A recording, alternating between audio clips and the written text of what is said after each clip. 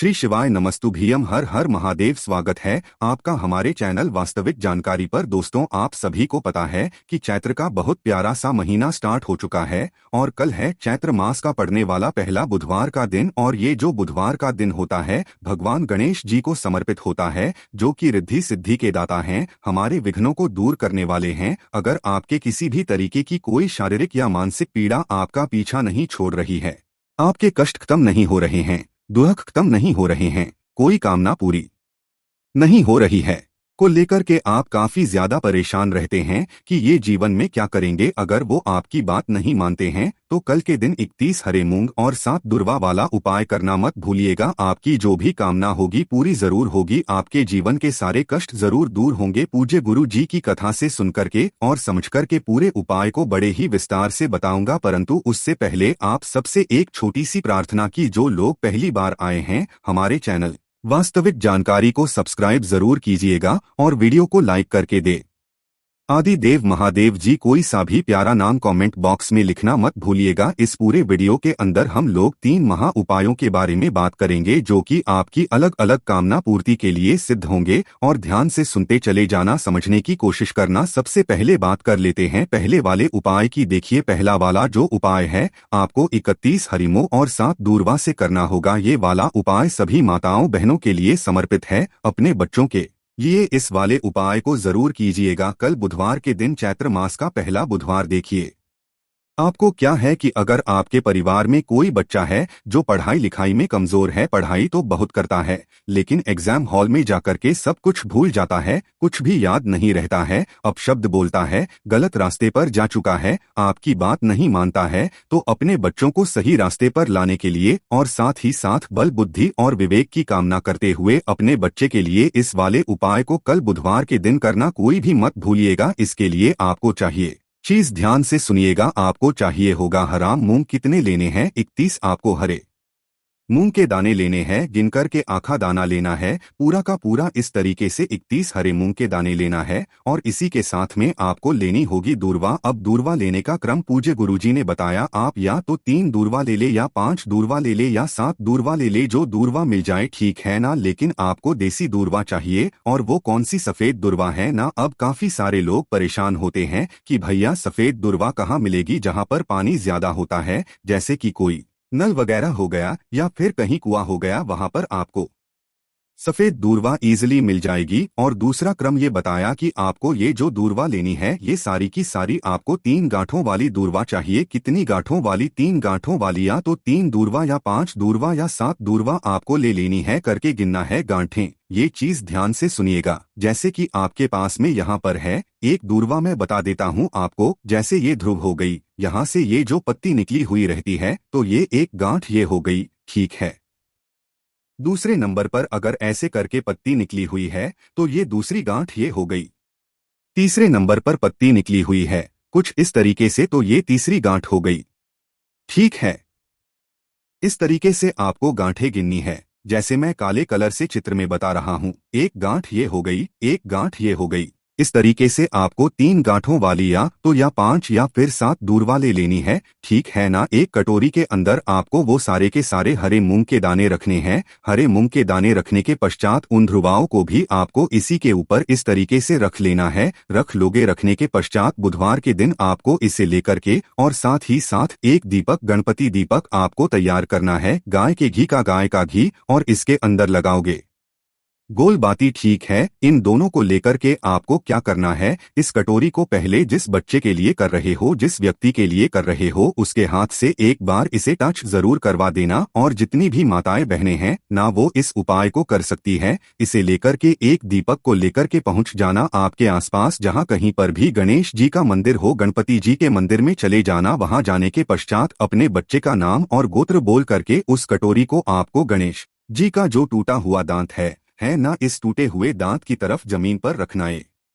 चीज ध्यान रखना, काफी सारे लोग क्या करते हैं, उनके इस वाले हाथ पर यहाँ पर रख देते हैं, यहाँ पर रख देते हैं। नहीं, आपको यहाँ नहीं रखना है, आपको जमीन पर उस कटोरी को रख देना है, अपने बच्चे का नाम गोत्र बोल करके कि वो सही रास्ते पर आ जाए अपनी कामना करके। और एक दीपक, गाय के घी का दीपक गोलवती का जो आपने तैयार किया है, इसी कटोरी के पास जमीन पर ही आपको प्रज्वलित कर देना है। प्रज्वलित करने के पश्चात अपनी कामना कह करके गणेश जी के वहां पर जो भी समर्पित है एक फूल आपको अपनी कामना कह करके लेकर के आना है और अपने बच्चे को सूंघा देना है। उसी दिन से आपका बच्चा सही रास्ते पर आने लगेगा। बच्चे को कहने की जरूरत नहीं पड़ेगी कि भैया पढ़ने बैठ जाओ, वो अपने आप पढ़ने बैठ जाएगा। पूज्य गुरुजी का बहुत अद्भुत और उपाय है, जरूर कीजिएगा। बात करते हैं दूसरे वाले उपाय की। ये वाला जो उपाय है ना, ये होगा आपकी इच्छा पूर्ति के लिए। अगर आपकी कोई मनोकामना, कोई विश काफी समय से अधूरी है, पूरी नहीं हो रही है, तो उस कामना पूर्ति का ये उपाय चैत्र मास के बुधवार के दिन करना मत भूलिएगा। करना क्या है, ध्यान से सुनिएगा। आपको लेनी होगी इस तरीके से बेलपत्र। कितनी? 5 बेलपत्र लेना है, जो कहीं से भी खंडित कटी फटी ना हो। ध्यान रखना उसके नीचे की ये डंडी भी होनी चाहिए। काफी सारे लोग इस डंडी को तोड़ देते हैं, तोड़नी नहीं है। इसी के साथ में आपको लेना होगा थोड़ा सा शहद। 5 बेलपत्र, थोड़ा सा 1 चुटकी शहद, और इसी के साथ में आपको लेनी होगी 5। अब यहाँ गुरुजी ने दूर्वा का कोई क्रम नहीं बताया, केवल देसी दूर्वा होनी चाहिए। चाहे कितने भी गांठों की हो, आपको 5 दूर्वा ले लेनी है। और थोड़ा सा लेना है आपको लाल चंदन, पिसा हुआ लाल चंदन, ठीक है ना। घिस करके आपको इसकी बिंदियां लगानी है 7। ठीक इन सभी को लेकर के और 1 लोटा शुद्ध जल लेकर के पहुंच जाना बाबा के मंदिर शिवलिंग के पास में। नियम ध्यान रखना, किसी भी समय चले जाना। बुधवार के दिन उत्तर दिशा नॉर्थ डायरेक्शन की तरफ मुंह करके खड़े हो जाना। सबसे पहले आप क्या करना है, 1 लोटा शुद्ध जल बाबा की शिवलिंग पर पहले समर्पित करना का स्मरण करते हुए जल समर्पित कर देने के पश्चात जो आपने 5 बेलपत्र लिए हैं, इन 5 बेलपत्र की जो नीचे की डंडी होती है,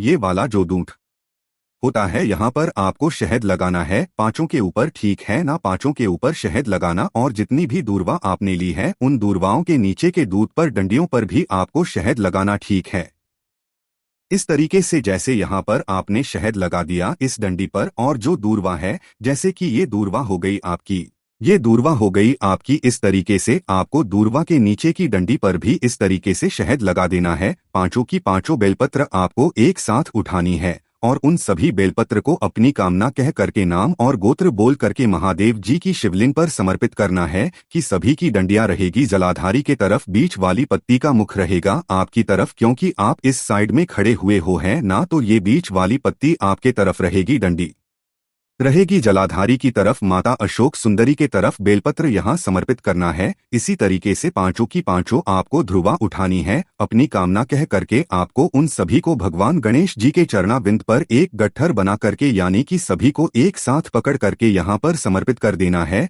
समर्पित कर देने के पश्चात अभी आपका काम पूरा नहीं हुआ है। अपनी ही कामना कह करके लाल चंदन के अंदर अपनी रिंग फिंगर अनामिका उंगली को डाल करके इस लाल चंदन की अपनी कामना कहते हुए 7 बिंदियां माता अशोक सुंदरी के ऊपर लगा करके अपनी कामना कह करके वापस घर की तरफ चले आ जाना। चाहे कितनी भी मनोकामना क्यों ना हो, निश्चित पूरी होती है। पूज्य गुरुजी का बहुत अद्भुत और उपाय है, जरूर कीजिएगा। अब बात कर लेते हैं तीसरे वाले उपाय की। और ये जो तीसरा वाला उपाय है, मैं आपको पहले बता देता हूं कि जो पूज्य गुरु जी की कथा चल रही थी कहां पर, महाराष्ट्र के अंदर श्री काशी शिव महापुराण कथा। उस कथा के दौरान इन्होंने बताया था इस वाले उपाय को कि अगर आपके जीवन में किसी भी तरीके का या हो शारीरिक कष्ट हो, शारीरिक या फिर मानसिक कष्ट हो, है ना किसी भी तरीके का कोई कष्ट अगर आपके जीवन में चलता हुआ आ रहा है, तो ना ही आपको दिन देखना है ना ही समय देखना है। किसी भी दिन किसी भी समय इस उपाय को करके आ जाइएगा। आपको चाहिए होंगे इस तरीके से 5 बेलपत्र जो कहीं से भी खंडित ना हो, और 1 लोटा शुद्ध जल अपने घर का। ये दोनों चीजें लेकर के शिवलिंग पर पहुंच जाना। बाबा के मंदिर शिवलिंग के पास उत्तर दिशा नॉर्थ डायरेक्शन की तरफ मुंह करके खड़े हो जाना। सबसे पहले आपको 1 लोटा शुद्ध जल बाबा की शिवलिंग पर समर्पित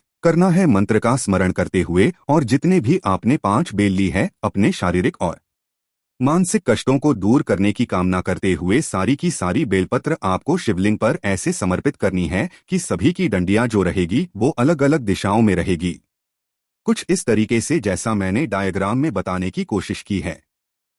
5 बेलपत्र इस तरीके से समर्पित कर देना, सभी की डंडियां अलग अलग दिशा में हो, अपना नाम गोत्र और कामना कह करके कि मेरे शरीर में ये दर्द है, मेरी मानसिक ये पीड़ा है, जो भी पीड़ा है उसकी कामना करते हुए भगवान महादेव जी से करके आज्ञा करके इन सभी 5 बेलपत्रों को उठा करके अपने घर पर लेकर के आ जाना। घर पे लाने के पश्चात आपको अपने घर की दहलीज पर जब भी आप सुबह के समय उठोगे, उस दिन के बाद से जब भी आप सुबह के समय उठोगे ना, कुछ खाओगे ना आप, कुछ पियोगे भूखे पेट। सबसे पहले आपको प्रतिदिन एक एक बेलपत्र लगातार खाते रहना है, उसके बाद ही आपको जल पीना है, उसी के बाद में आपको कुछ खाना है। सुबह उठते ही खाली पेट एक बेलपत्र आपको खा लेना है। 5 दिन तक लगातार आपको एक एक करके बेलपत्र खाने होंगे। छठे दिन से आपकी जितनी भी शारीरिक मानसिक पीड़ाएं होंगी वो सारी खत्म हो। पूज्य गुरुजी के सभी उपाय बहुत ही ज्यादा खास और विषय से जरूर कीजिएगा। बाकी दोस्तों, इस उपाय करने में अगर आपको कोई भी दिक्कत समस्या आती है तो कमेंट करके पूछ सकते हैं। श्री शिवाय नमस्तु भीयम। हर हर महादेव।